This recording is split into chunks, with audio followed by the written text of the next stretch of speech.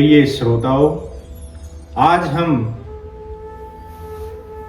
धर्म क्या है इसको जानेंगे और यह मजहब से भिन्न क्यों है यह भी जानेंगे। मजहब वह है जो आपको भीड़ का हिस्सा बनाता है और धर्म वह है जो आपको इंसान बनाता है। मंदिर की सीढ़ियां चढ़ने से पहले अपने भीतर की गिरावट को रोकना ही असली पुरुषार्थ है। अगर आपका धर्म केवल आपकी टोपी, तिलक और ताबीज में है तो याद रखिए, कपड़ा फटते ही आपका धर्म भी खत्म हो जाएगा। परमात्मा को ढूंढने के लिए हिमालय जाने की जरूरत नहीं। यदि आप ईमानदार हैं तो परमात्मा आपके आचरण में स्वयं प्रकट हो जाएगा। इंसानियत का खून बहाकर खुदा या भगवान को खुश करने वालों, याद रखना, सृजनहार को उसकी रचना की तड़प कभी पसंद नहीं आती। आज के इस दौर में हमने लेबल को ही प्रोडक्ट, उत्पाद समझ लिया है। बाहर से हम हिंदू, मुसलमान, सिख या ईसाई तो बन गए, लेकिन भीतर से श्रेष्ठ आर्य बनना भूल गए। ऋग्वेद कहता है किण्वंतो विश्वमार्य। यहां आर्य बनने का मतलब किसी जाति विशेष में जन्म लेना नहीं, बल्कि अपने भीतर के अधर्म और संकीर्णता को मारकर व्यापक मानवता को अपनाना है। आज के इस सत्र में हम धर्म की उस धूल को झाड़ेंगे जो सदियों से हमारे विवेक पर जमी हुई है। अजीब विडंबना है, इंसान गंगा में पाप धोने जाता है और पीछे छोड़ आता है प्लास्टिक की बोतलें और गंदगी। हम ईश्वर से पवित्रता मांगते हैं और बदले में हम उसे प्रदूषण देकर आते हैं। क्या आपको लगता है कि जगत का स्वामी आपकी इस डील से खुश होगा? याद रखिए, ईश्वर प्रसाद का नहीं, भाव का भूखा है और भाव केवल आचरण से झलकता है। भगवान को रिश्वत देना बंद करो, वह तुम्हारा मैनेजर नहीं, विधाता है। मेरे भाइयों, आपने हजारों बार मंदिरों के घंटे बजाए होंगे, हजारों बार माथा टेका होगा, लेकिन आज मैं आपसे एक कड़वा सवाल पूछना चाहता हूं। कल्पना कीजिए, एक तरफ एक आलीशान मंदिर है जिसकी दीवारें सोने से मढ़ी हैं और ठीक उसके दरवाजे पर एक मासूम बच्चा भूख से दम तोड़ रहा है। आप 56 भोग की थाली लेकर उस बच्चे के ऊपर से लांघकर मूर्ति को भोग लगाने चले जाते हैं। वेद पत्थर पूजने को नहीं, बल्कि पत्थर जैसा मजबूत चरित्र बनाने को कहते हैं। बताइए, उस वक्त आपका धर्म मंदिर के भीतर गया या उस दरवाजे पर ही मर गया? आज हम चर्चा करेंगे, क्या परमात्मा को वाकई पत्थर की दीवारों में कैद किया जा सकता है? अगर ईमानदारी आपके काम में नहीं है तो क्या सुबह शाम की आरती आपके पापों का कमीशन काट सकती है? हम उस मजहब का पर्दाफाश करेंगे जिसने हमें भगवान का डर तो सिखाया, लेकिन इंसान का प्यार भुला दिया। तैयार हो जाइए, क्योंकि अब हम धर्म को कर्म कांड की बेड़ियों से आजाद करके आचरण की खुली हवा में लाने वाले हैं। क्योंकि याद रखिए, परमात्मा किसी खास पते पर नहीं रहता, वह तो नेक दिल के हर रास्ते पर मिलता है। मेरे प्रिय देशवासियों, अक्सर हम अंग्रेजी के रिलीजन शब्द का अनुवाद धर्म कर देते हैं। यहीं से सारी भ्रांति शुरू होती है। यह वैसा ही है जैसे कोई गधे को घोड़ा समझकर उस पर सवारी करने की कोशिश करे।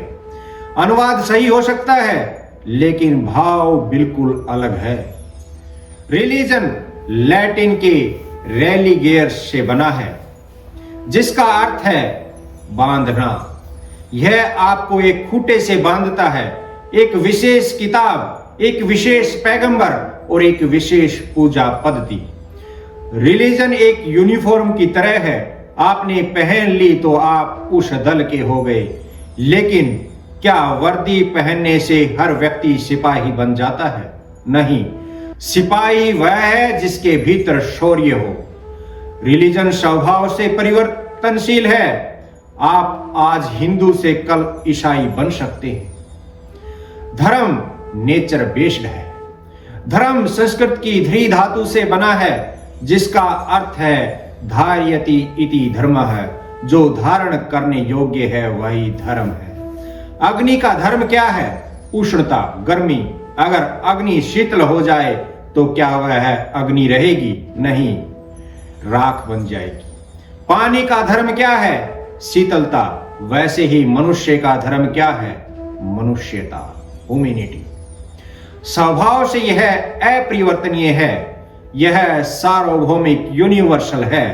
दया, करुणा और सत्य किसी एक मजहब की जागीर नहीं है। रिलीजन बांटता है, धर्म जोड़ता है। रिलीजन आपको सिखाता है कि मेरा भगवान तुम्हारे भगवान से बड़ा है। रिलीजन सरहदें खींचता है, लेकिन धर्म कहता है आत्मवत सर्वभूतेषु, सभी प्राणियों को अपनी आत्मा के समान देखो। जब आप रिलीजियस होते हैं तो आप केवल अपने मंदिर या मस्जिद की चिंता करते हैं, लेकिन जब आप धार्मिक होते हैं तो आप सड़क पर पड़े घायल कुत्ते की भी चिंता करते हैं, क्योंकि वहां आपका जीव धर्म जागृत होता है। महर्षि दयानंद सरस्वती ने इसीलिए कहा था कि वेदों की ओर लौटो। क्यों? क्योंकि वेदों में कहीं मजहब का जिक्र नहीं है, वहां केवल मनोनुभव, मनुष्य बनो का संदेश है। वेद किसी को काफिर या मलेच्छ नहीं कहते। वेद कहते हैं समानो मंत्र है समिति ही समानी। तुम्हारे विचार समान हो, तुम्हारा लक्ष्य सबका कल्याण हो। रिलीजन वह लिबास है जिसे दुनिया देखती है, और धर्म वह खुशबू है जिसे परमात्मा महसूस करता है। अब आप तय कीजिए, आपको केवल मजहबी बनकर दुनिया से लड़ना है या धार्मिक बनकर दुनिया को संवारना है। मेरे भाइयों, आज हमने धर्म को भी कॉन्ट्रैक्ट पर दे दिया है। हम खुद तो धर्म का आचरण करना नहीं चाहते, इसलिए सोचते हैं कि कुछ पैसे फेंक कर भगवान को खुश कर देंगे। आज का इंसान कहता है, स्वामी जी टाइम नहीं है, आप ही मेरी तरफ से 2 किलो देशी घी का हवन कर देना, पुण्य मेरे खाते में ट्रांसफर कर देना। यह तो वैसा ही हुआ जैसे भूख मुझे लगी हो और मैं किसी और को पैसे दे दूं कि भाई तू खाना खा ले, मेरा पेट भर जाएगा। साहब, हमने भगवान को विजिलेंस ऑफिसर बना दिया है। रिश्वतखोर आदमी पहले 2 नंबर का काम करता है, फिर पकड़े जाने के डर से मंदिर में जाकर कहता है, प्रभु अगर केस रफा दफा हो गया तो 1.25 किलो लड्डू चढ़ाऊंगा। मतलब भगवान को भी आप पार्टनर बना रहे हैं, उसे 5% का ऑफर दे रहे हो। अरे जिसने पूरी दुनिया बनाई है वह तुम्हारे 1.25 किलो बूंदी के लड्डू का इंतजार कर रहा है। वह लड्डू भी तो उसने ही दिए हैं। आजकल तो और भी कमाल है, लोग स्टेटस पर ओम नमः शिवाय लगा देते हैं और सोचते हैं कि मुक्ति मिल गई। घर में माता पिता पानी मांगते रह जाते हैं और बेटा फेसबुक पर मातृ देवो भव लिखकर 500 लाइक बटोर रहा होता है। यह धर्म नहीं है, यह डिजिटल पाखंड है। तिलक इतना बड़ा लगाएंगे कि माथा कम पड़ जाए, लेकिन दिमाग में विचार इतने छोटे कि पड़ोसी की तरक्की देखकर रात भर नींद न आए।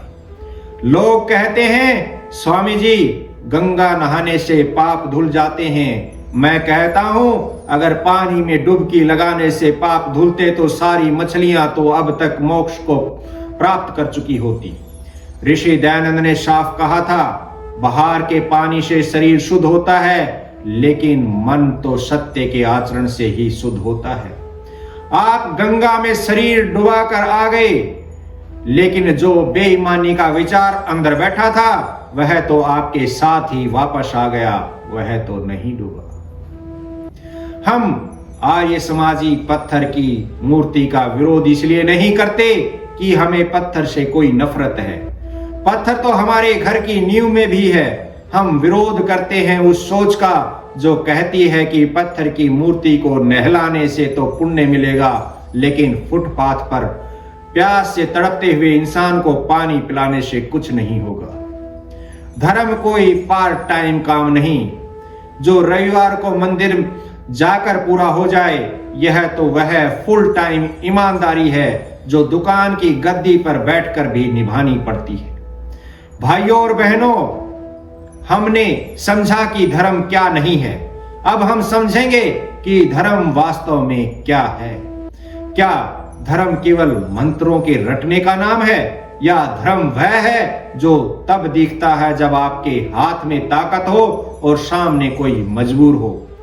आइए वेदों के उस विज्ञान को समझें जो इंसान को देवता बनाने की सामर्थ्य रखता है। यजुर्वेद में एक मंत्र आया है, ओम ईशावास्यमिदं सर्वं यत्किंचित् जगत्याम जगत। जब कण कण में ईश्वर व्याप्त है तो फिर मंदिर में तो वह है ही, लेकिन क्या वह आपकी दुकान की तराजू में नहीं है? क्या वह आपकी उस फाइल में नहीं है जिस पर आप रिश्वत के लिए दस्तखत रोक कर बैठे हैं? यदि हम ईश्वर को सर्वव्यापक मानते हैं तो एकांत में किया गया पाप भी धर्म के विरुद्ध है। तैत्तिरीय उपनिषद की शिक्षा है, सत्यम वद धर्मम चर। उपनिषद यह नहीं कहता कि धर्मम रट, धर्म को रटो। वह कहता है धर्मम चर, धर्म पर चलो। चलना क्रिया है, रटना केवल स्मृति है। एक बार एक व्यक्ति काशी जा रहा था। रास्ते में उसने देखा कि एक बूढ़ा व्यक्ति भूख और प्यास से अधमरा पड़ा है। उस यात्री के पास कुछ पैसे थे जो उसने मंदिर में दान करने के लिए रखे थे। उसने क्षण भर सोचा और फिर उन पैसों से उस बूढ़े के लिए भोजन और दवा का प्रबंध किया। उसकी सेवा में 2 दिन बीत गए। जब वह मंदिर पहुंचा तो उसे दुख हुआ कि अब उसके पास दान देने के लिए कुछ नहीं बचा। रात को उसे सौपन आया कि भगवान कह रहे हैं, पुत्र मैं तो तुम्हें रास्ते में ही मिल गया था, तुम मंदिर में किसे ढूंढ रहे हो? सीख यह है कि जो सेवा प्राणी मात्र की नहीं कर सकता उसकी पाषाण पूजा केवल एक व्यायाम है। आजकल लोग सोचते हैं कि साल भर बेईमानी करो और फिर जगराता करवा दो तो अकाउंट बैलेंस बराबर हो जाएगा। साहब, ईश्वर कोई मुनीम नहीं है जो आपकी रिश्वत स्वीकार कर ले।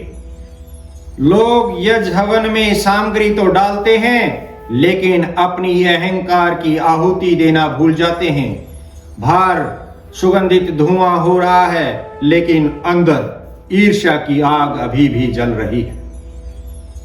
ऐसे कर्म कांड से स्वर्ग नहीं, केवल मानसिक प्रदूषण मिलता है। आर्य समाज का चौथा नियम है, सत्य के ग्रहण करने और असत्य के छोड़ने में सर्वदा उद्यत रहना चाहिए।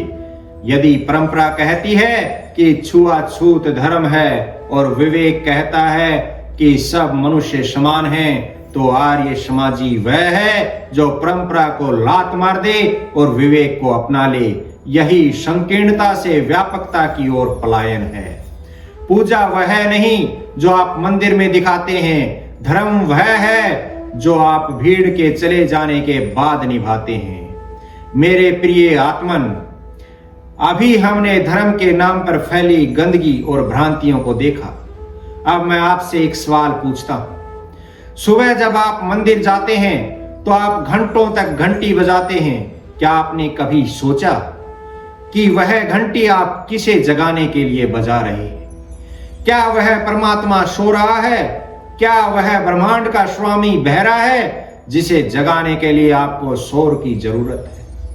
कड़वा सच यह है कि वह परमात्मा तो जाग रहा है, सोया हुआ तो वह इंसान है जो मंदिर की घंटे की आवाज में अपनी अंतर आत्मा की चीख को दबाना चाहता है।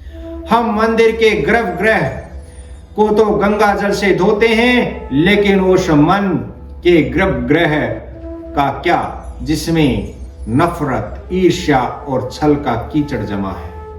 आज का धार्मिक व्यक्ति बड़ा चतुर हो गया है। उसने धर्म को एक पर्दा बना लिया है। वह घंटी इसलिए जोर से बजाता है ताकि उसे अपनी उस बेईमानी की आवाज सुनाई न दे जो उसने कल व्यापार में की थी। वह अगरबत्ती का धुआं इसलिए करता है ताकि उसके चरित्र की दुर्गंध छिप जाए।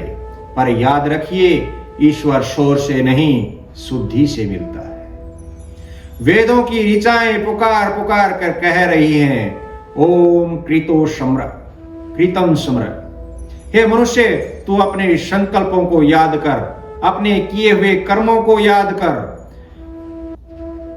अब हम जानेंगे कि असली आरती क्या है। किसी की आंखों के आंसू पोंछना या पीतल के दिए को घुमाना। असली तीर्थ कहां है? पत्थरों के बीच या पिता के चरणों और मां की सेवा में। असली मंत्र क्या है? शब्दों का दोहराव या शब्दों पर टिके रहना, सत्य बोलना। आज हम घंटी के इस शोर को शांत करेंगे और उस शांति को खोजेंगे जहां परमात्मा का वास है। हम धर्म को प्रदर्शन से निकालकर दर्शन बनाएंगे। अगर आपको लगता है कि मंदिर की परिक्रमा करने से आपके भीतर का रावण मर जाएगा, तो आप भ्रम में हैं। रावण तब मरेगा जब आप अपनी संकीर्णता की लंका को जलाएंगे और व्यापक मानवता के राम को भीतर बैठाएंगे। क्या आप तैयार हैं? क्या आप तैयार हैं उस धर्म को अपनाने के लिए जो आपको मंदिर के पुजारी से नहीं बल्कि आपके अपने स्वयं से मिलाएगा? घंटी बजाकर परमात्मा को बुलाने की जरूरत नहीं है। बस अपनी अंतरात्मा की आवाज सुन लीजिए, परमात्मा वहीं खड़ा मिलेगा। मेरे प्रिय जनों, आज के विद्वान वेदों को रटने में लगे हैं, लेकिन ऋषि दयानंद ने सिखाया कि वेद मंत्र नहीं, जीवन मंत्र है। ऋग्वेद का एक अद्भुत मंत्र है, स्वस्ति पंथा मनुचरेम सूर्या चंद्रमसाविव। इसका अर्थ है हम कल्याण मार्ग के पथिक बने। हम कल्याण के मार्ग पर वैसे ही चलें जैसे सूर्य और चंद्रमा चलते हैं। सूर्य कभी छुट्टी नहीं लेता, वह पक्षपात नहीं करता कि मैं राजा के महल में रोशनी दूंगा या गरीब की झोपड़ी में नहीं। चंद्रमा कभी अपनी शीतलता नहीं बदलता। व्यवहारिक धर्म क्या हुआ? अपने कर्तव्य का पालन बिना किसी भेदभाव, बिना रुके करना ही सूर्य धर्म है। यदि आप दफ्तर में बैठकर काम चोरी कर रहे हैं तो आप वेदों के इस मंत्र का अपमान कर रहे हैं, चाहे आप शाम संध्या ही क्यों न करते हो। उपनिषदों का शिरोमणि ईशो उपनिषद कहता है, तेन तक्तेन भुंजिथा मां गृध्य कश्य स्विधनम। इस संसार में जो कुछ भी है वह ईश्वर का है, इसलिए त्याग भावना से उसका भोग करो, किसी दूसरे के धन की लालसा मत करो। लोग कहते हैं, स्वामी जी क्या धर्म के लिए घर बार छोड़ दें? मैं कहता हूं नहीं, उपनिषद कहता है भोग करो लेकिन त्याग के साथ। जो आपका है उसे भोगो, लेकिन जो समाज का है उस पर गिद्ध जैसी दृष्टि मत डालो। किसी का हक मारना सबसे बड़ा अधर्म है। आज लोग भ्रष्टाचार का पैसा कमाते हैं और उसी से भगवान का मंदिर बनवाते हैं। उपनिषद कहता है मां गृध्य। लालच मत करो क्योंकि वह धन तुम्हारा नहीं है। हम आर्य समाजी यज्ञ करते हैं, हवन करते हैं, लेकिन क्या वह केवल कुंड में सामग्री डालना है? यजुर्वेद कहता है यज्ञो वै श्रेष्ठतम कर्म, अर्थात श्रेष्ठतम कर्म ही यज्ञ है। किसी बीमार को अस्पताल पहुंचाना यज्ञ है। समाज में फैली नशे की बुराई को मिटाना यज्ञ है। अपनी संतान को अच्छे संस्कार देना यज्ञ है। अगर आपके घर में शांति नहीं, आप अपनी पत्नी या बच्चों के साथ क्रूर व्यवहार करते हैं और बाहर घी का बड़ा हवन कर रहे हैं, तो वह पूर्ण यज्ञ नहीं है। रिलीजन आपको डराता है, अगर ऐसा नहीं किया तो पाप लगेगा। वेद आपको जगाता है, अगर ऐसा करोगे तो देव बन जाओगे। संकीर्णता यह है कि मैं केवल अपने ही संप्रदाय के मंत्र को श्रेष्ठ मानूं। व्यापकता यह है कि मैं विश्वानी देव स्वित्र दूरी तानी पराश्व कहकर पूरे विश्व के दुर्गुणों को दूर करने की प्रार्थना करूं। स्वामी दयानंद ने प्रोपकरणी सभा बनाई, उन्होंने पूजा सभा नहीं बनाई। क्यों? क्योंकि वे जानते थे कि मनुष्य के दुख दूर करना ही परमात्मा की सबसे बड़ी पूजा है। शास्त्रों की धूल झाड़ना ही काफी नहीं है, शास्त्रों के प्रकाश में अपने आचरण की धूल झाड़ना ही वास्तविक धर्म है। मेरे प्रिय जनों, एक बार की बात है, एक बहुत बड़े कर्मकांडी पंडित जी थे। उन्होंने जीवन भर शास्त्रों को रटा था। बुढ़ापा आया तो उन्होंने सोचा कि अब तक तो केवल पढ़ा है, अब क्यों ना तीर्थ यात्रा करके पुण्य कमा लिया जाए। उन्होंने अपनी जमा पूंजी निकाली और मथुरा काशी की ओर निकल पड़े। उस समय यात्राएं पैदल या बैलगाड़ियों से होती थी। पंडित जी के पास एक पोटली थी जिसमें कुछ स्वर्ण मुद्राएं थी, जो उन्होंने मंदिर में स्वर्ण कलश चढ़ाने के लिए बचा कर रखी थी। रास्ते में एक छोटा सा गांव आया, वहां भीषण अकाल पड़ा था। पंडित जी ने देखा कि एक झोपड़ी के बाहर एक मां अपने 2 छोटे बच्चों को लेकर बैठी है। बच्चे भूख से बेहाल थे, उनकी आंखें धंस गई थी और शरीर कंकाल जैसा हो गया था। मां के पास उन्हें पिलाने के लिए पानी तक न था। पंडित जी रुके, उनका मन तड़पा। एक तरफ उनकी आस्था थी, वह स्वर्ण कलश जो उन्हें मंदिर में चढ़ाना था ताकि उनका नाम पत्थर पर लिखा जाए। दूसरी तरफ वह मानवता थी जो उस झोपड़ी में दम तोड़ रही थी। पंडित जी के भीतर युद्ध छिड़ गया। संकीर्ण विचार ने कहा, यह तो इनके कर्मों का फल है, मैं क्यों अपना पुण्य खराब करूं, मुझे तो मंदिर जाकर दान देना है। और अंतर आत्मा ने कहा, पंडित जी, अगर आज ये बच्चे मर गए तो तेरे मंदिर के कलश की चमक इन बच्चों के खून के धब्बे नहीं छिपा पाएगी। पंडित जी ने अपनी पोटली खोली, सारी स्वर्ण मुद्राएं उस मां के हाथ पर रख दी, अनाज मंगवाया, कुआं खुदवाने का प्रबंध किया और बच्चों की जान बचाई। अब पंडित जी के पास मंदिर जाने के लिए न धन बचा न समय। पंडित जी उदास मन से घर लौट आए। लोगों ने पूछा, पंडित जी भगवान के दर्शन कराए, कलश चढ़ा दिया। पंडित जी की आंखों में आंसू थे। उन्होंने कहा, भाइयों, मैं मंदिर तो नहीं पहुंच पाया, लेकिन उन बच्चों की मुस्कुराहट में मुझे वो परमात्मा दिख गया जो शायद उस पत्थर की मूर्ति में भी नहीं मिलता।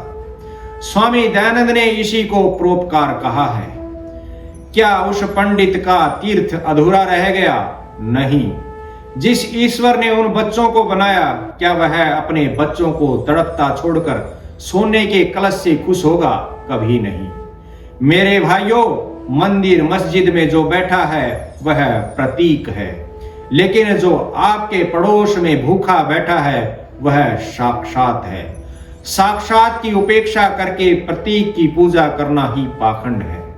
जिस दिन आपने किसी रोते हुए इंसान को हंसा दिया, समझ लेना कि उस दिन आपका हरिद्वार और काशी का सपना पूरा हो गया। मेरे भाइयों, आज का इंसान बड़ा स्मार्ट हो गया है। उसने भगवान को भी मैनेजर समझ लिया है। लोग मंदिर जाते हैं तो श्रद्धा लेकर नहीं, बल्कि डील लेकर जाते हैं। बाहर जूते उतारते समय तो डर लगता है कि कोई चुरा न ले, लेकिन अंदर जाकर भगवान से कहते हैं, प्रभु इस बार मेरा वो 20 लाख वाला टेंडर पास करा देना, आपको 21 किलो लड्डू पक्के। साहब विचार कीजिए, जिसने चांद तारे बनाए, जो पूरी कायनात का मालिक है, क्या वह आपके बूंदी के लड्डू का इंतजार कर रहा है? क्या आपको लगता है कि वह 5% के कमीशन पर आपके अवैध काम पास करवाएगा? यह धर्म नहीं है, यह तो भगवान को रिश्वत देने की नाकाम कोशिश है। कुछ लोग तो और भी आगे हैं। वे सोचते हैं कि पूरे 6 दिन डटकर बेईमानी करो, मिलावट करो, टैक्स चोरी करो और रविवार को किसी पवित्र नदी में डुबकी लगाओ या कोई भंडारा करवा दो, पाप धुल जाएंगे। अरे भाई, अगर पानी में नहाने से पाप धुलते तो समुद्र की मछलियां तो अब तक मोक्ष पाकर स्वर्ग में बैठी होती। पाप शरीर पर नहीं, आत्मा पर चिपकता है, और आत्मा को साफ करने के लिए आचरण का साबुन चाहिए, केवल गंगा जल की बूंदे नहीं। आजकल दान की भी अजीब महिमा है। लोग मंदिर की दीवार पर अपना नाम लिखवाने के लिए हजारों रुपए दे देते हैं।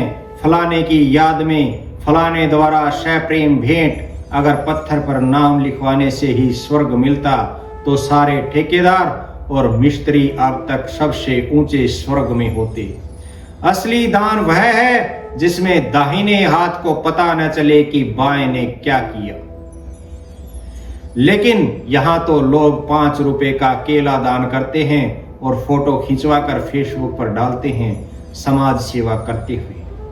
यह सेवा नहीं, यह आत्म प्रचार का अधर्म है। आजकल मंदिरों में भी वीआईपी पास चलता है। जिसके पास पैसा है वह सीधे गर्भगृह में जाकर भगवान के गले लग जाता है और जो गरीब है उसे धक्के मारकर बाहर निकाल दिया जाता है। क्या परमात्मा ने कभी कहा कि अमीर को 2 मिनट और गरीब को 2 सेकंड दूंगा? यह भेदभाव हमने पैदा किया है। जहां इंसान और इंसान में फर्क किया जाए वह जगह धार्मिक कैसे हो सकती है? ईश्वर के साथ सेटिंग करना बंद करो। यदि आचरण में खोट है तो ब्रह्मांड का सबसे बड़ा दान भी आपको नरक की अग्नि से नहीं बचा सकता। मेरे आर्य वीरों, लोग पूछते हैं कि स्वामी दयानंद ने नया क्या दिया। मैं कहता हूं उन्होंने नया कुछ नहीं दिया, उन्होंने केवल उस पुराने सत्य पर जमी धूल को साफ किया है। आर्य समाज का चौथा नियम याद रखिए, सत्य को ग्रहण करने और असत्य के छोड़ने में सर्वदा उद्यत रहना चाहिए। धर्म कोई ऐसी गठरी नहीं है जिसे बाप दादा ने बांध दिया तो अब हम उसे ढोते रहें, चाहे उसमें पत्थर ही क्यों ना हो। अगर हमारी परंपरा में कोई ऐसी बात है जो तर्क की कसौटी पर खरी नहीं उतरती, जो मानवता का अपमान करती है, तो उसे त्याग देना ही सच्चा धर्म है। अंधविश्वास संकीर्णता की जननी है। संकीर्णता क्या है? संकीर्णता वह अंधकार है जहां हम सवाल पूछना बंद कर देते हैं। जब हम बिना सोचे समझे पत्थरों को दूध पिलाते हैं जबकि बाहर बच्चा दूध के लिए रो रहा होता है, तो वह अंधविश्वास है। जब हम जात पात के नाम पर इंसान को अछूत मानते हैं तो वह असत्य है। महर्षि दयानंद ने जब पाखंड खंडिनी पताका गाड़ी थी तो उनका उद्देश्य किसी का अपमान करना नहीं था, बल्कि इंसान को तर्क देना था। याद रखिए, जो धर्म तर्क से डरता है वह सत्य नहीं हो सकता।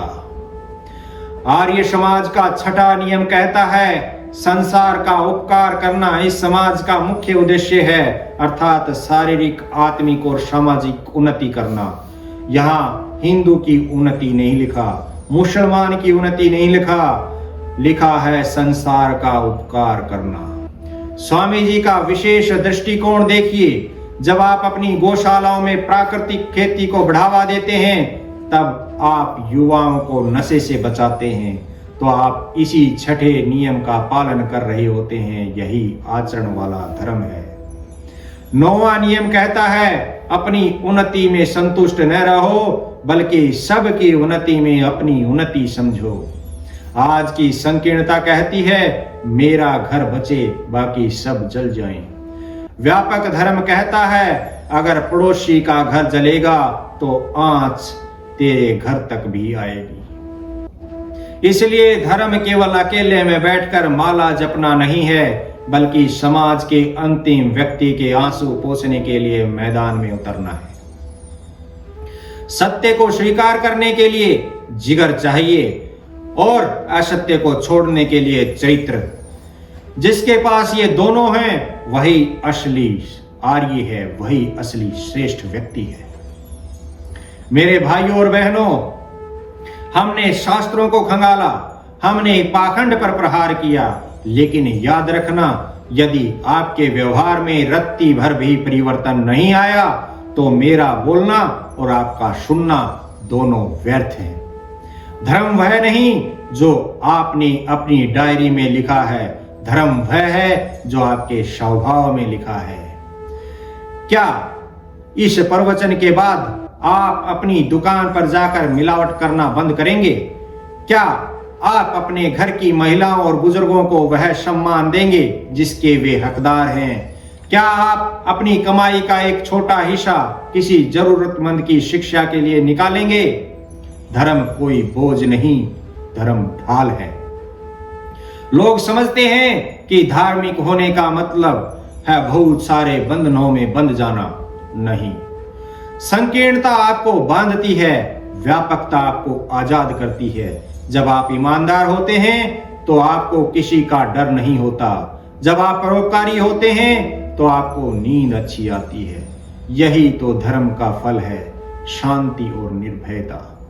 आज यहां से जाते समय मैं आपसे कोई बड़ा दान नहीं मांग रहा, मैं आपसे एक छोटा सा आचरण मांग रहा हूं। आर्य समाज का सिद्धांत कहता है कि अज्ञानता को दूर करो। संकल्प कीजिए कि आप अपने जीवन से कम एक अंधविश्वास को आज यहीं त्याग कर जाएंगे। संकल्प कीजिए कि आप दिखावे की भक्ति के बजाय कर्तव्य की शक्ति पर ध्यान देंगे। अभी हमारी यात्रा आधी हुई है। अब हम उस विष की बात करेंगे जिसने आज हमारे समाज को खोखला कर दिया है। वह है कट्टरता। हम जानेंगे कि कैसे धर्म के नाम पर नफरत फैलाई जाती है और कैसे मानवता और सेवा के माध्यम से हम इस नफरत की आग को बुझा सकते हैं।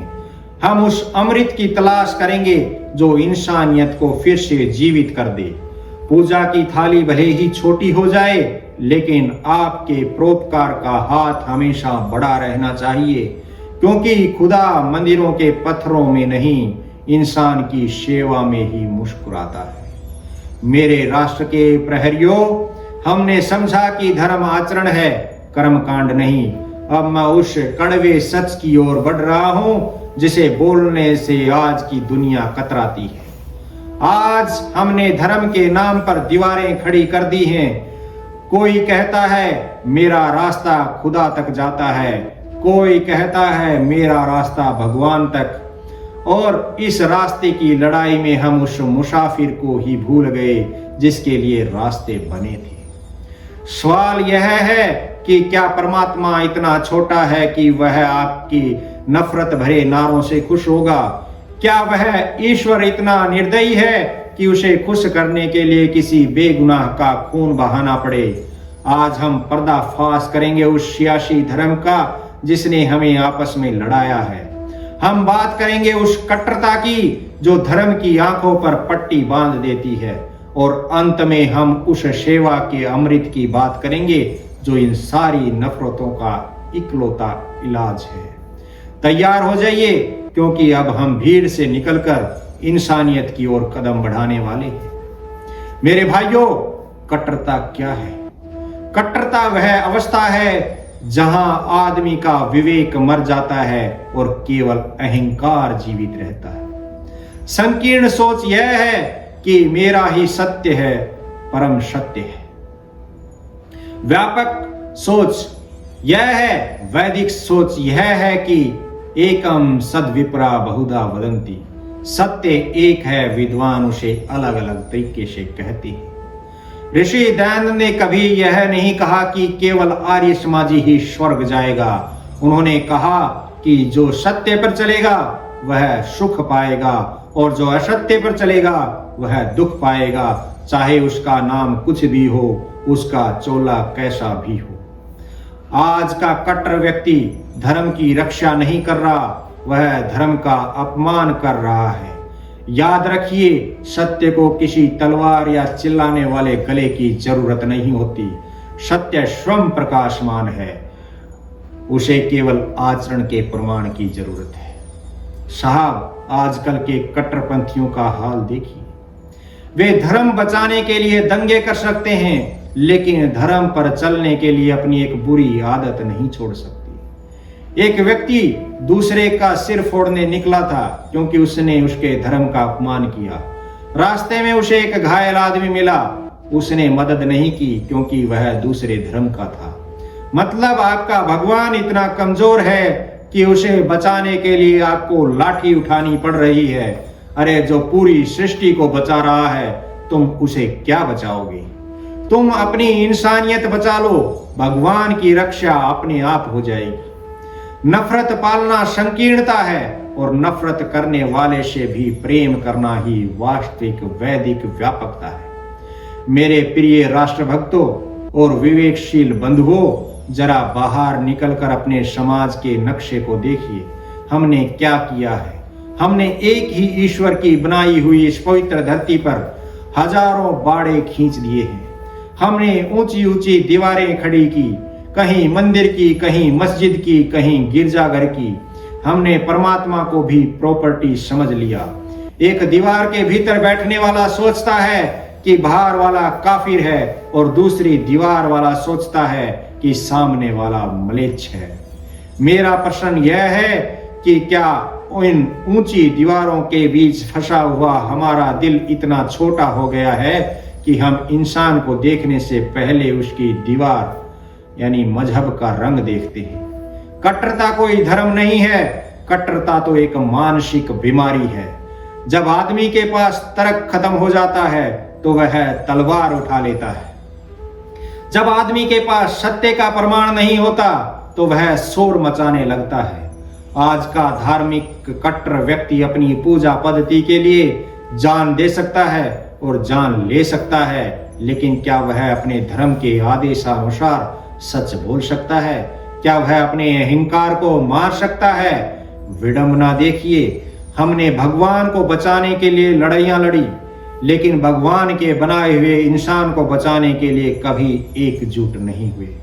ऋषि दयानंद ने सत्यार्थ प्रकाश और मंतव्य अमंतव्य में स्पष्ट कहा था कि परोपकार ही वह कसौटी है जिस पर धर्म को परखा जाना चाहिए।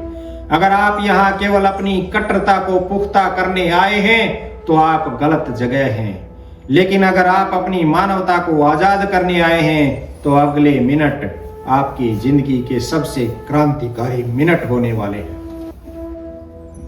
याद रखिए, परमात्मा को ढूंढने के लिए सिर झुकाना जरूरी नहीं है, बल्कि अपनी अकड़ को झुकाना और नफरत की दीवार को गिराना जरूरी है। खुदा और भगवान कभी नहीं लड़ते। लड़ते वह हैं जिन्हें न खुदा का पता और न भगवान की खबर। मेरे भाइयों, महर्षि दयानंद ने अविद्या को ही सब दुखों की जड़ माना है। कट्टरता क्या है? कट्टरता अविद्या का ही एक हिंसक रूप है। जब कोई व्यक्ति यह मान लेता है कि सत्य केवल मेरी जेब में है और बाकी सब अंधेरे में है, तो वह धार्मिक नहीं, वह अहंकारी है। संकीर्णता कहती है मेरा रास्ता ही सही है, और विवेक कहता है जो सही है वही मेरा रास्ता है। स्वामी दयानंद ने हमें 5 कसौटियां दी थी जिससे हम सत्य और असत्य का निर्णय कर सकें। कट्टरपंथी व्यक्ति इन कसौटियों से डरता है। पहली कसौटी है वेदों के अनुकूल। क्या आपकी बात ईश्वरीय ज्ञान के विपरीत तो नहीं? दूसरी कसौटी सृष्टि क्रम के अनुकूल। क्या वह विज्ञान और प्रकृति के विरुद्ध है? और तीसरी कसौटी आप्त पुरुषों के आचरण। क्या महापुरुषों ने ऐसा किया? और चौथी कसौटी है प्रत्यक्षादि 8 प्रमाण। क्या वह तर्क की कसौटी पर खरी है? और 5वीं कसौटी स्व आत्मा के अनुकूल। क्या आपका हृदय उसे स्वीकार करता है? आज का कट्टर व्यक्ति न वेद पढ़ता है न तर्क सुनता है, उसे बस नारा लगाना आता है। याद रखिए, जो धर्म सवाल पूछने की आजादी नहीं देता वह धर्म नहीं, एक जेल है। साहब, मजहबी जुनून आदमी को अंधा बना देता है। वह अपने धर्म की किताब तो हाथ में रखता है, लेकिन उस किताब की शिक्षाओं को पैरों तले रौंद देता है। यदि आपकी किताब कहती है जीव दया और आप धर्म के नाम पर पशु बलि देते हैं या निर्दोषों का खून बहाते हैं, तो आप अपनी ही किताब के सबसे बड़े शत्रु हैं। कट्टरता हमेशा दूसरे को सुधारने की बात करती है, जबकि विवेक हमेशा स्वयं को सुधारने से शुरू होता है। आजकल एक नई जमात आई है, कीबोर्ड कट्टरपंथी। घर में अपनी मां को पानी का गिलास नहीं दे सकती, लेकिन फेसबुक पर धर्म बचाने के लिए तलवारें निकाल लेते हैं। ये वो लोग हैं जिन्होंने न सत्यार्थ प्रकाश पढ़ा, न गीता, न कुरान लेकिन इन्हें पता सब है। साहब, धर्म पोस्ट शेयर करने से नहीं बचता, धर्म चरित्र को ऊंचा उठाने से बचता है। आपकी कट्टरता केवल नफरत फैलाने का विज्ञापन है, धर्म की सेवा नहीं। विवेकहीन धर्म अंधा होता है और धर्महीन विवेक लंगड़ा। असली श्रेष्ठ व्यक्ति वही है जो तर्क की आंखों से देखता है और करुणा के पैरों से चलता है। मेरे भाइयों, आज समाज में ऐसे बहुत से लोग हैं जिन्होंने स्वर्ग और जन्नत की फ्रेंचाइजी ले रखी है। वे ऐसे घूमते हैं जैसे भगवान ने सारा भई खाता उन्हीं को सौंप दिया हो। एक बार एक कट्टरपंथी व्यक्ति मर गया, स्वर्ग के दरवाजे पर पहुंचा तो देखा कि वहां हर धर्म के लोग बैठे हंस बोल रहे हैं। वह भड़क गया। उसने चित्रगुप्त से कहा, यह क्या अनर्थ है? मैंने तो सोचा था यहाँ केवल मेरे मजहब के लोग होंगे, इन दूसरों को यहाँ किसने घुसने दिया? चित्रगुप्त हंसकर बोले, साहब, नीचे धरती पर आपने अपनी छोटी सी अकल के हिसाब से भगवान को बांट रखा था, यहाँ ऊपर परमात्मा ने अपने बड़े दिल के हिसाब से सबको जगह दे रखी है। आज का इंसान परमात्मा को अपने ड्राइंग रूम में बंद करना चाहता है। उसे लगता है कि अगर खुदा उसकी भाषा नहीं बोलता तो वह खुदा ही नहीं है। अरे भाई, जो चींटी की भी सुनता है और हाथी की भी, उसे तुम्हारी भाषा और लिबास के सर्टिफिकेट की जरूरत नहीं है। स्वामी दयानंद के जीवन की एक घटना याद आती है। एक बार एक व्यक्ति उन्हें बहुत गालियां दे रहा था, उन पर पत्थर फेंक रहा था। दयानंद जी शांत रहे। कुछ देर बाद उन्होंने अपने शिष्य से कहा कि जाओ और उस भाई को कुछ मीठे फल देकर आओ। शिष्य हैरान। उसने कहा, महाराज, वह आपको गालियां दे रहा है और आप उसे फल भेज रहे हैं। दयानंद जी ने जो उत्तर दिया वह आज के हर कट्टरपंथी को दीवार पर लिख लेना चाहिए। उन्होंने कहा, उसके पास देने के लिए गालियां थी, उसने अपनी पूंजी लुटा दी। मेरे पास देने के लिए करुणा और फल हैं, मैं अपनी पूंजी क्यों बचाऊं? यह है व्यापकता। कट्टरता आपको दूसरे जैसा बुरा बनने पर मजबूर करती है, जबकि धर्म आपको अपनी अच्छाई पर टिके रहने की शक्ति देता है। आजकल सोशल मीडिया पर नफरत की शेल लगी है। कट्टरता कहती है, दूसरे का अपमान करो तो तुम्हारा धर्म ऊंचा होगा। आर्य समाज कहता है, आत्म सम्मान में रहो, अपमान करने की जरूरत ही नहीं पड़ेगी। साहब, जिसकी अपनी लकीर लंबी होती है उसे दूसरे की लकीर छोटी करने की जरूरत नहीं पड़ती। जिसकी अपनी निष्ठा कमजोर होती है वही चिल्लाकर और डराकर अपना धर्म सिद्ध करना चाहता है। नफरत का विष पीकर आज तक कोई अमर नहीं हुआ। अगर अमर होना है तो सेवा का अमृत पीना होगा। जब आप अपनी संस्थाओं के माध्यम से किसी गरीब के बच्चे की स्कूल फीस भरते हैं तो वह बच्चा यह नहीं पूछता कि यह पैसा किस मजहब का है। जब कोई प्यासा पानी पीता है तो पानी का धर्म प्यास बुझाना होता है, तिलक लगाना नहीं। यही वह व्यापकता है जिसके लिए आर्य समाज खड़ा है। कट्टरता वह आग है जो पड़ोसी का घर जलाने से पहले खुद के विवेक को राख कर देती है, और सेवा वह गंगा है जो औरों को तारने से पहले खुद को पवित्र कर देती है। मेरे आत्मीय जन, अब तक हमने धर्म का केंद्र किसे बना रखा था? मंदिर के पत्थर को, मस्जिद की मीनार को, या धार्मिक जुलूसों के शोर को? महर्षि दयानंद ने कहा था, परमात्मा का सबसे बड़ा मंदिर यह सृष्टि है और इसकी सबसे श्रेष्ठ प्रतिमा मनुष्य है। आज मैं आपसे आह्वान करता हूं, धर्म के केंद्र को इमारत से हटाकर मानवता पर ले आइए। यदि आप मंदिर जा रहे हैं और रास्ते में कोई दुर्घटनाग्रस्त व्यक्ति तड़प रहा है तो उस समय मंदिर जाना संकीर्णता है और उस व्यक्ति को अस्पताल पहुंचाना व्यापक धर्म है। मूर्ति को नहलाना परंपरा हो सकती है, लेकिन किसी प्यासे को पानी पिलाना वेदोक्त आचरण है। लोग पूछते हैं, स्वामी जी सेवा कैसे करें?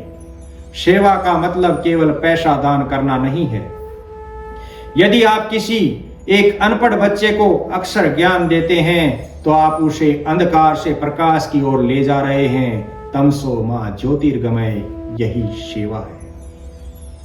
जब हम युवाओं को नशे की गर्त से बाहर निकालते हैं तो हम केवल एक व्यक्ति को नहीं, एक पूरे परिवार को उजड़ने से बचाते हैं। यही राष्ट्र यज्ञ है। जब आप जमीन को रसायनों से मुक्त करते हैं तो आप आने वाली पीढ़ियों को स्वस्थ जीवन का अमृत दे रहे होते हैं। यह भूमि सेवा ही ईश्वर की पूजा है। ऋषि दयानंद ने सत्यार्थ प्रकाश के अंत में लिखा कि मेरा कोई नया मत नहीं है, मैं तो उसी सनातन नित्य धर्म को मानता हूं जो सृष्टि के आरंभ से चला आ रहा है। वह धर्म क्या है? वह धर्म है परोपकार। नफरत की दीवारें संकीर्ण दिमाग की उपज हैं, लेकिन सेवा का खुला आकाश विशाल हृदय की पहचान। याद रखिए, जब हम किसी की मदद करते हैं तब हम हिंदू या मुसलमान नहीं होते, हम केवल इंसान होते हैं और परमात्मा को हमारा वही इंसान वाला रूप सबसे ज्यादा प्रिय है। साहब, कफन में जेब नहीं होती और शमशान में तिजोरी नहीं जलती। आप कितनी भी कट्टरता दिखा लें, अंत में हिसाब आपके नारों का नहीं, आपके नेक कामों का होगा। ऊपर वाला यह नहीं पूछेगा कि तूने कितनी बार मेरा नाम लिया, वह पूछेगा जब मेरी बनाई हुई रचना मानवता तड़प रही थी तब तू कहां था। कट्टरता के अंधेरे को कोसने से कुछ नहीं होगा। अपने आचरण से सेवा का एक दीवा जलाइए, उजाला अपने आप हो जाएगा। मेरे आत्मीय जनों, हमने इस यात्रा में पाखंड की परतों को उखाड़ा, कट्टरता के विष को पहचाना, सेवा के अमृत का स्वाद चखा। अब अंतिम प्रश्न खड़ा है, अब क्या यह प्रवचन केवल कानों के रस के लिए था या यह आपके जीवन की दिशा बदलने वाला मोड़ है? अब हम उस निष्कर्ष पर पहुंचेंगे जहां धर्म किताबों से निकलकर आपके खून में दौड़ेगा। आज इस अंतिम सत्र में हम बात करेंगे उस राष्ट्र निर्माण की जो केवल श्रेष्ठ आचरण से ही संभव है। तैयार हो जाइए उस संकल्प के लिए जो आपको एक साधारण व्यक्ति से ऊपर उठाकर एक सच्चा धार्मिक योद्धा बनाएगा। वह योद्धा जो लड़ता शस्त्रों से नहीं, अपने श्रेष्ठ चरित्र से है। महर्षि दयानंद का सोपन याद कीजिए। उन्होंने स्वराज्य और स्वधर्म की बात की थी।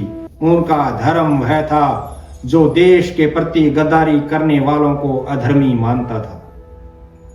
आज के संदर्भ में भ्रष्टाचार मुक्त भारत बनाना ही वैदिक धर्म का पालन है।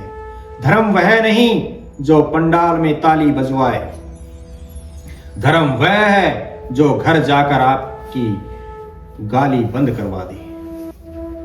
याद रखिए, धर्म संकीर्णता का कुआं नहीं, व्यापकता का सागर है। इंसान बनो, फिर हिंदू या मुसलमान, क्योंकि खुदा के पास केवल आदमी का हिसाब होता है, संप्रदाय का नहीं। मेरे आर्य वीरों और श्रद्धावान माताओं, पिछले कुछ समय से हम शब्दों की गंगा में स्नान कर रहे हैं। हमने वेदों के प्रमाण देखे, पाखंड पर चोट की और यह समझा कि धर्म संकीर्णता की बेड़ियां नहीं बल्कि व्यापकता का खुला आसमान है। लेकिन अब मैं आपसे एक बहुत कड़वा सवाल पूछना चाहता हूं। क्या आप यहां केवल सुनने आए थे या बदलने आए थे? अगर यह चर्चा आपके कल के व्यवहार में कोई बदलाव नहीं लाती तो याद रखिए, मैंने अपना समय व्यर्थ किया और आपने अपना जीवन। क्योंकि ज्ञान जब तक आचरण में न उतरे तब तक वह केवल मस्तिष्क का बोझ होता है। कथाएं बहुत हो चुकी, अब व्यथा मिटाने का समय है। हमने परोपकार पर तालियां बजाई, लेकिन क्या कल हम किसी मजबूर की मदद के लिए हाथ बढ़ाएंगे?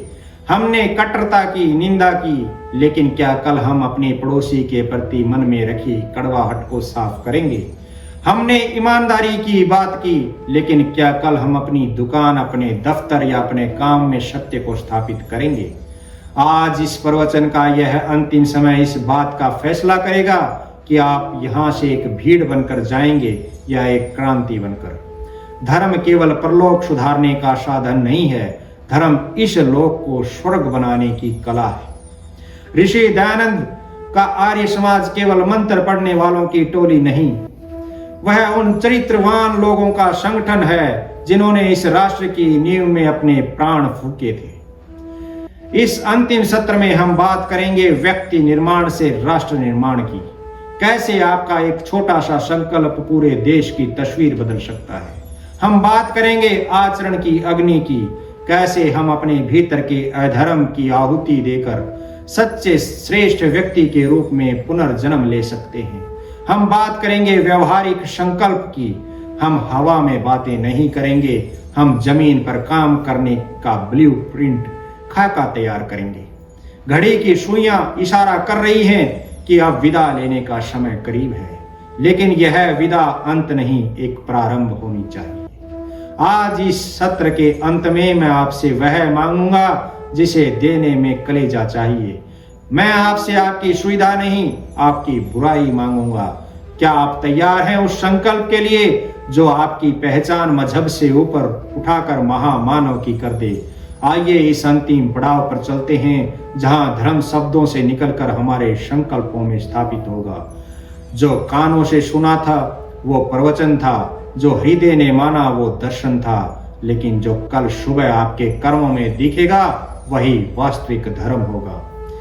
मेरे आत्मीय जन, ऋग्वेद के अंतिम सूक्त का वह मंत्र याद कीजिए जो आर्य समाज की बैठकों की आत्मा है।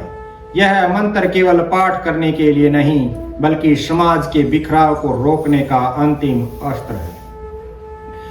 संगच्छध्वं संवदध्वं संवो मनासी जानताम देवा भागम यथा पूर्वे संजनानाम उपासते। इसका अर्थ है हम साथ चलें, साथ मिलकर बोलें और हमारे मन एक समान हो। वेद यहाँ यह नहीं कह रहे कि केवल अपने पंथ वालों के साथ चलो। वेद कह रहे हैं कि जहां मानवता का प्रश्न हो, जहां राष्ट्र का प्रश्न हो, वहां अपनी संकीर्ण दीवारों को गिराकर एक हो जाओ। जब तक हम जातियों, उपजातियों और छोटे छोटे मजहबी मतभेदों में बटे रहेंगे, तब तक धार्मिक कहलाने के अधिकारी नहीं हैं। स्वामी दयानंद ने सत्यार्थ प्रकाश के छठे समोल्लास में स्पष्ट किया था कि जिस देश के नागरिक अपने धर्म यानी कर्तव्य से च्युत हो जाते हैं, वह देश गुलाम हो जाता है। आज का अधर्म क्या है? भ्रष्टाचार, मिलावटखोरी, नशा और आलस्य। यदि आप एक सरकारी अधिकारी हैं और रिश्वत लेते हैं तो आप वेदों के सबसे बड़े गुनहगार हैं। यदि आप एक व्यापारी हैं और मिलावट करते हैं तो आपकी संध्या उपासना निष्फल है। धर्म का निष्कर्ष यही है कि देश की उन्नति में ही अपनी उन्नति समझना। लोग पूछते हैं, स्वामी जी क्या आर्य समाज भी एक नया मजहब है? मैं कहता हूं बिल्कुल नहीं। आर्य समाज तो मजहब की बीमारी का इलाज है। आर्य कोई जाति नहीं, आर्य कोई संगठन मात्र नहीं है। आर्य एक क्वालिटी कंट्रोल है जो सत्य बोलता है, जो परोपकारी है, जो अंधविश्वासों की बेड़ियां काट चुका है और जो अपनी मेहनत की कमाई से समाज का भला करता है, वही आर्य है। संकीर्ण व्यक्ति स्वयं के लिए जीता है, व्यापक व्यक्ति सर्वस्व के लिए जीता है। शास्त्रार्थ का सार यह है कि ईश्वर को प्रसन्न करने का कोई बैकडोर एंट्री नहीं है। न मंत्रों के रटने से, न लंबी जटाओं से, न नंगे पैर चलने से ईश्वर केवल आपके विवेकपूर्ण आचरण से प्रसन्न होता है। साहब, भगवान को आपकी संस्कृत या अरबी या अंग्रेजी से कोई लेना देना नहीं। वह भाषा नहीं, भाव समझता है और भाव केवल कर्मों में झलकता है। शब्दों में तो छल भी हो सकता है, लेकिन आचरण कभी झूठ नहीं बोलता। धर्म का सार मंत्रों की गिनती में नहीं, बल्कि उन आंसुओं की गिनती में है जो आपने पोंछे हैं, और उस मुस्कुराहट में है जो आपने किसी मजबूर के चेहरे पर लाई है। मेरे भाइयों, अक्सर देखा जाता है कि जब तक कथा चलती है तब तक हर आदमी युधिष्ठिर बना रहता है। जब तक मैं बोल रहा हूं, आप सबको लग रहा होगा कि दुनिया कितनी मोह माया है, अब तो बस परोपकार ही करना है। लेकिन जैसे ही मैं शांति पाठ करूंगा, आप में से आधे लोगों का धर्म उसी चप्पल की चोरी के डर में अटक जाएगा जो आपने बाहर छोड़ी है। पंडाल से निकलते ही अगर किसी का कंधा आपसे टकरा गया तो जो अहिंसा अभी भीतर सुनी थी वह तुरंत गाली बनकर बाहर निकल आएगी। साहब, धर्म वह नहीं जो पंडाल में वाह वाह करवाए, धर्म वह है जो घर जाकर आपकी हाय हाय बंद करवा दे। आजकल के भक्त बड़े कमाल के हैं, 4-4 घंटे प्रवचन सुनेंगे और बाहर निकलते ही सबसे पहले रिक्शे वाले से 2 रुपए के लिए ऐसा झगड़ेंगे जैसे उसने उसकी पुश्तैनी जायदाद मांग ली हो। मंदिर में 500 रुपए का गुप्त दान दे देंगे और घर जाकर पत्नी से 5 रुपए का हिसाब मांगते हुए तांडव करेंगे। यह कैसा धर्म है जो मंदिर की 4 दीवारी में तो देवता बनाता है लेकिन घर की 4 दीवारी में दानव बना देता है। याद रखिए, भगवान आपके दान की रसीद नहीं देखता, वह आपके व्यवहार की गवाही देखता है। आजकल एक नया डिजिटल धर्म चला है। प्रवचन की अच्छी बातें खुद जीवन में उतारने की बजाय लोग तुरंत उसका स्टेटस लगा देते हैं। स्टेटस पर लिखा है अन्नदान महादान, रक्तदान महादान, और असलियत यह है कि घर के बाहर खड़े भिखारी को दुत्कार कर भगा दिया। साहब, मोबाइल की स्क्रीन साफ करने से आत्मा साफ नहीं होती। धर्म फॉरवर्ड करने की चीज नहीं है, फॉलो करने की चीज है। अगर आपने आज सुनी हुई एक बात भी जीवन में नहीं उतारी तो आपने सिर्फ अपना डेटा और समय बर्बाद किया। लोग सोचते हैं कि साल भर जी भर कर बेईमानी करो और साल के अंत में एक बड़ा हवन करवा दो तो सारा पाप नील हो जाएगा। अरे भाई, परमात्मा कोई करप्ट इनकम टैक्स ऑफिसर नहीं जो आपकी रिश्वत लेकर फाइल बंद कर दे। कर्म का फल तो भोगना ही पड़ेगा। आर्य समाज का सिद्धांत कहता है कि ईश्वर न्यायकारी है, वह आपके पुण्य का फल भी देगा और पाप का दंड भी, चाहे आप कितनी भी बड़ी सेटिंग क्यों न कर लें। धर्म का असली टेस्ट मंदिर की आरती में नहीं बल्कि घर की रसोई और बाजार की गद्दी पर होता है, जहां आपकी ईमानदारी और जुबान की परीक्षा होती है। मेरे प्रिय आत्मन, अब विदा की बेला है। पुरानी परंपरा है कि कथा के अंत में गुरु दक्षिणा दी जाती है। आज स्वामी सच्चिदानंद आपसे धन, स्वर्ण या भूमि की दक्षिणा नहीं मांगता। आज मैं आपसे आपके भीतर की एक बुराई मांगता हूं। अगर आप यहां से अपनी नफरत, अपना नशा, अपनी झूठ या अपना अहंकार साथ लेकर ही चले गए तो मेरा यहां आना निष्फल रहा।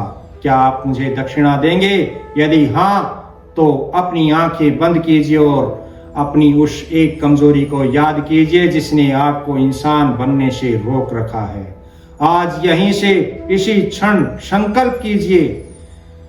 जो युवा नशे की गरत में हैं, वे आज इस जहर को हमेशा के लिए त्यागने का संकल्प लें। याद रखिए, आपका शरीर परमात्मा का मंदिर है, इसे नशे से अपवित्र मत कीजिए। संकल्प कीजिए कि आज के बाद आप किसी पाखंड या अंधविश्वास के सामने सिर नहीं झुकाएंगे। आपका सिर केवल सत्य और मानवता के सामने झुकेगा। और संकल्प कीजिए कि आपकी कमाई में किसी गरीब के आंसू नहीं होंगे। आप जो भी कार्य करेंगे वह यज्ञ भावना से करेंगे। स्वामी दयानंद ने कहा था, कृणवंतो विश्वमार्यम। यह केवल एक नारा नहीं, यह एक एक्शन प्लान है। राष्ट्र तब बड़ा नहीं होता जब उसकी सीमाएं बढ़ती हैं। राष्ट्र तब बड़ा होता है जब उसके नागरिकों का चरित्र बढ़ता है। जब आप प्राकृतिक खेती अपनाकर समाज को स्वस्थ अन्न देते हैं, जब आप अपनी संस्थाओं के माध्यम से अज्ञान का अंधेरा दूर करते हैं, तब आप असली राष्ट्र पूजा कर रहे होते हैं। यही धर्म की व्यापकता है। याद रखिए, आप यहाँ से एक बदला हुआ इंसान बनकर जा रहे हैं। संकीर्णता वह अंधेरा है जिसमें हम केवल अकेले चलते हैं। व्यापकता वह प्रकाश है जिसमें हम सबको साथ लेकर चलते हैं। जाइए और दुनिया को दिखा दीजिए कि एक श्रेष्ठ व्यक्ति कैसा होता है, एक आर्य कैसा होता है, जिसके शब्दों में सत्य हो, जिसके कर्मों में दया हो और जिसके हृदय में राष्ट्र के लिए प्रेम हो। मजहब के नाम पर लड़ना बुजदिली है और इंसानियत के नाम पर जीना ही असली वैदिक मर्दानगी है। इति ओम शम। धन्यवाद। ओम। इस आध्यात्मिक यात्रा में हमारे साथ जुड़ें, चैनल को सब्सक्राइब करके धर्म और शांति के मार्ग पर चलें।